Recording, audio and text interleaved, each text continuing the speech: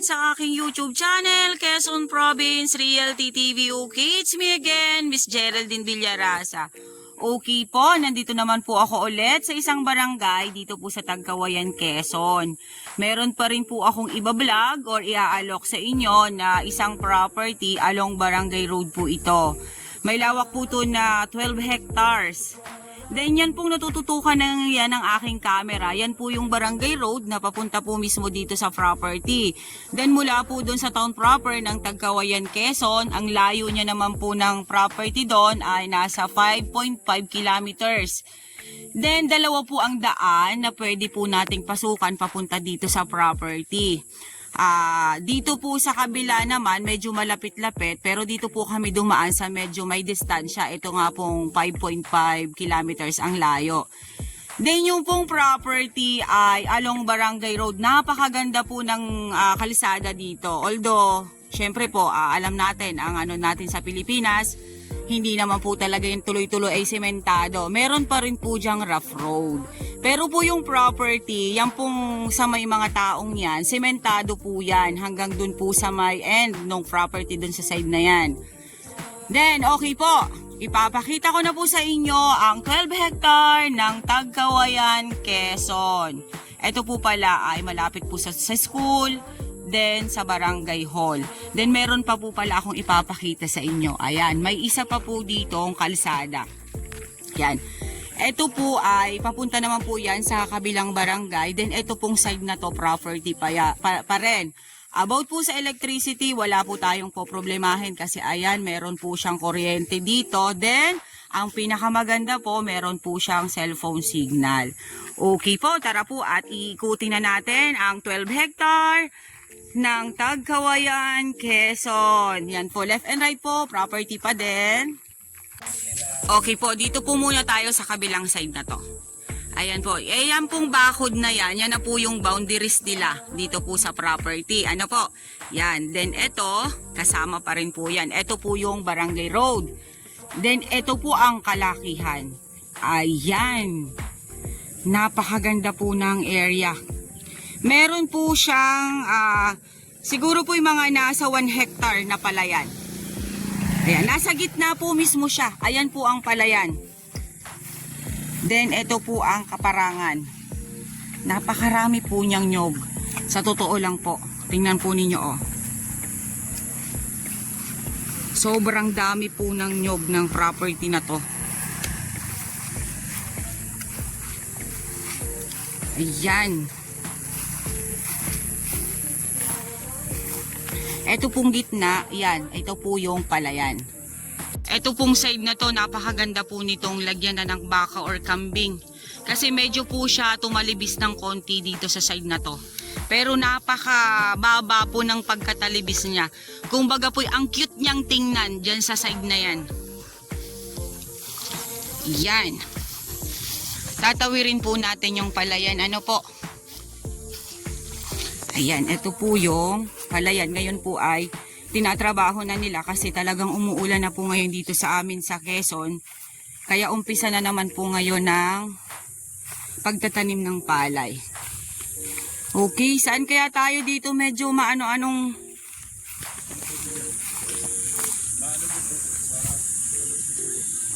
Papasukin ko po kasi yung dyan sa side na yan kasi ito pong gitna na to ay palayan. Ayan, ako naman po ay sanay sa palayan kasi lumaki po ako na ang mga magulang ko ay nagtatanim talaga ng palay. Dati po nung ako'y bata pa, namumulot po ako ng kuhol dyan sa ganyan, tapos nagtatalok po kami ng palay. Kaya wala po sa aking problema yung putik na yan. Kaya ko po yung lusungin. Okay, ang ganda po ng property. More on po sa kanya talaga is nyog.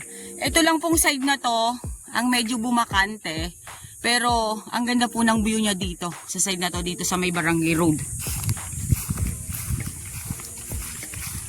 Okay, tatawid na po ang inyong lingkod sa palayan.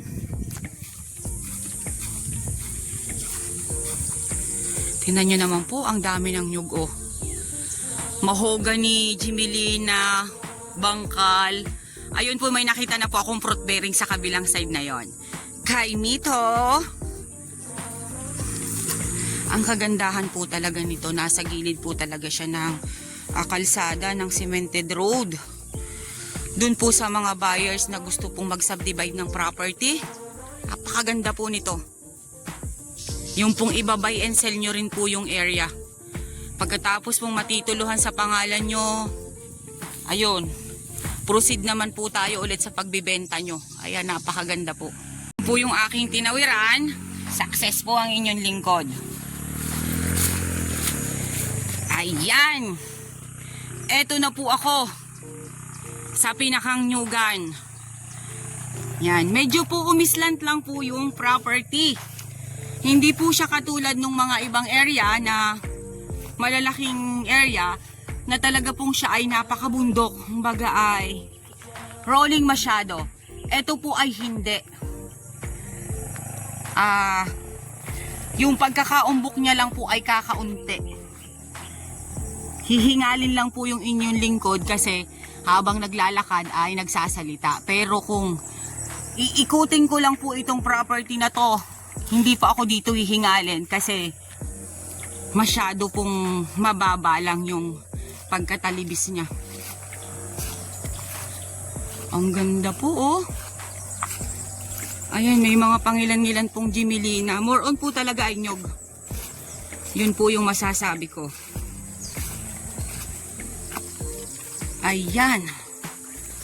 Sauce.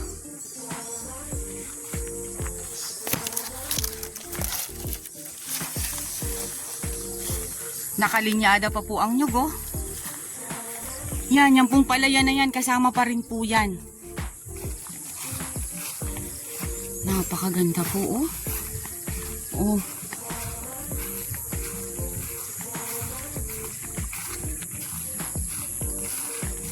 Susmi. Napakalaking pera po nito pag ito sinubdivide.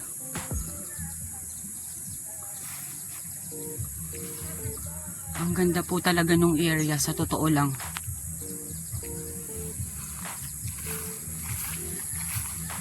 Okay po, nandito naman po ako sa kabilang side. Ayan po, yan pong natututukan na yan ng aking camera.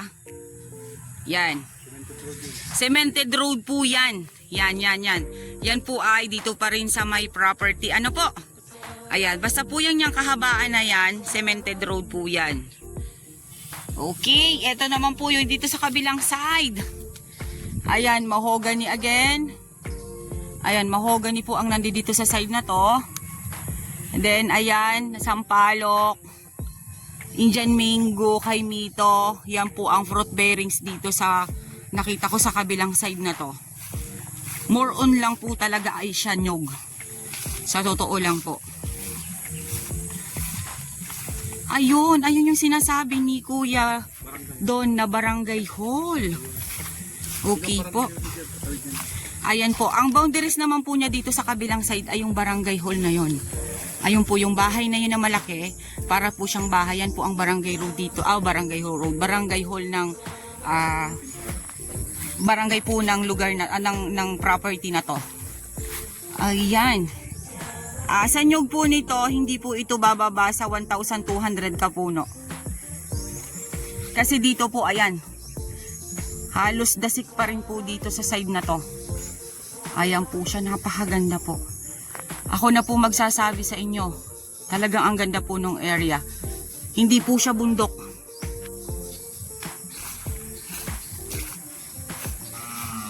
Ayan.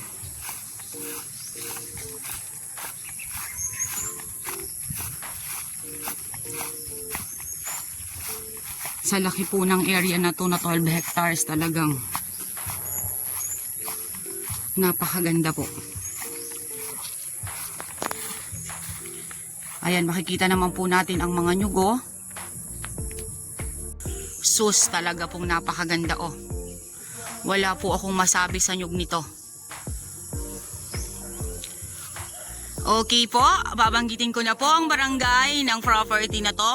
Ito po ay Barangay Munting Parang, Tagkawayan, Quezon. 12 hectares po ito. Kaya napakaganda po ng area. Napakalapit din lang po nito sa town proper. Yun nga po, sabi ko nga po sa inyo, Dalawa po ang pwede nating pagpasukan. Galing po dun sa town proper, papunta po dito sa area. Sabi po nung aking kasama, nung kausap ni seller, ay mas malapit po dun sa kabila. Pero dito po kami nanggaling sa 5.5 kilometers. Ayan. Hahanapin po natin ang sapa ng property. Kasi sa laki po ng property na to, mahirap pong hagilapin ang sapa. Ayan po.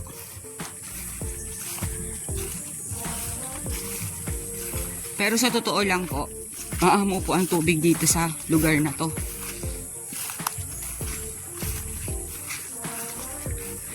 Laboy na ang ating dinadaanan eh.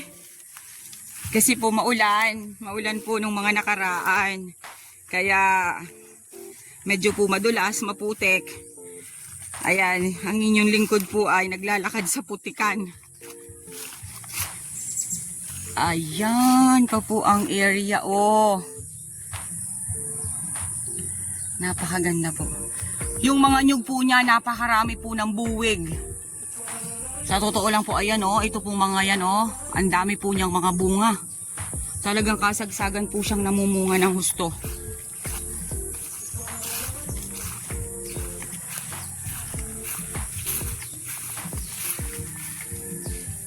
Okay guys, nandito naman po ako sa kabilang side. Talaga pong hindi ko na po maintindihan kung saan na po ako papanig dito sa 12 hectares na to. Kasi talagang halos lahat po ay napakaraming nyug niya, napakaganda po ng area niya. Ito pong side na to, ayan, flat po ito. Medyo po itong part na to ay, dati po siya sigurong palayan. Then hindi na nga po siya tinaniman, yun na lang po nasa bungad ang may tanim. Ano po, ipapakita ko po sa inyo ang running water na sapa. Nandito po siya mismo sa loob ng property. Ayan po siya. Iyan. Then, dun po ang takbo niya sa kabilang side na yon. Ayan. Ayan, papunta po doon. Ayan.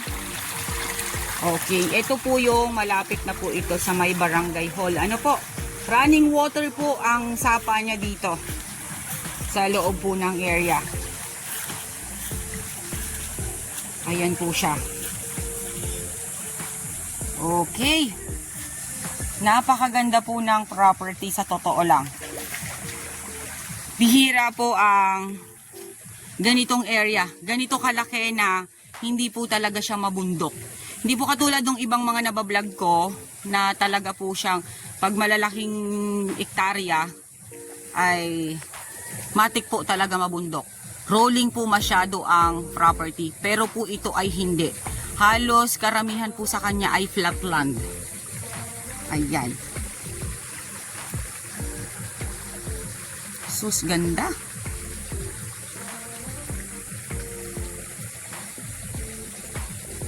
Wala na po akong masabi. Mga mahogany lang po at Jimelina ang nakita ko. Ano po? Then yung pong fruit bearings, pangilan-ngilan siya. Then yon, ang karamihan po sa kanya is nyog. Hindi po ito bababa sa 1,200 kapuno na nyog. Okay po, andito na po ako sa kalsada nung frontage mismo dito sa Barangay Road. Nga po pala, babanggitin ko po sa inyo, ang frontage niya po dito sa Barangay Road is 150 meters. Ano po?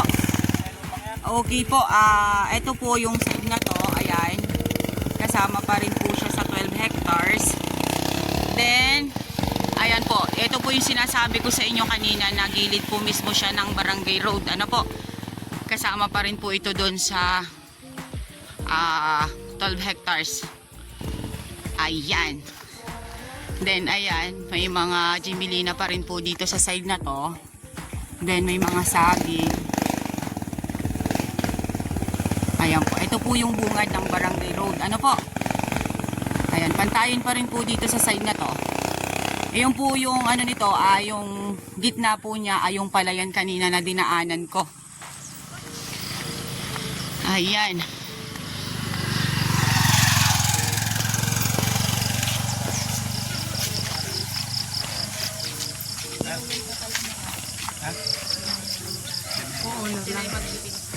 Okay, ayan po, may mga mahogany dito. Then, ayan, may mangga dito sa side na to. Ayan, ang poste po ng kuryente ay nandito mismo. Then, ayan, may mga nyug po siya na mga bababa. Ayan, ito po rin po yung sa Barangay Road. Ano po? Okay guys, sabihin nyo na po ang property namin. Dito po ito sa Tagkawayan, Quezon. 12 hectares along Barangay Road, along Cemented Road. Then meron po siyang pitak ng palayan. Then napakarami po niyang nyog. Ang source of water po niya ay sapa na running water. May kuryente po sa area. Meron pong cellphone signal at ang hardwood po niya ay mahogany at gimilina. Yun lang po yung nakita ko sa property. More on po ay nyog. Okay po, once again po ako po ulit ang inyong site locator, si Miss Geraldine Villarasa. Muli po ako maglalambing, paliking share po ng aking mga vlog and pasubscribe na rin po ng aking YouTube channel, Quezon Province Realty TV. Okay po yung about po sa price. Sa details ko na lang po ilalagay, mag-uusap po muna kami ni seller. Then about po sa title. Pero po ito ay titulado. Ito pong property na to. Mamaya ko na lang po ilalagay sa details para sigurado po tayo doon sa titulo na babanggitin natin. Okay po, thank you po for watching!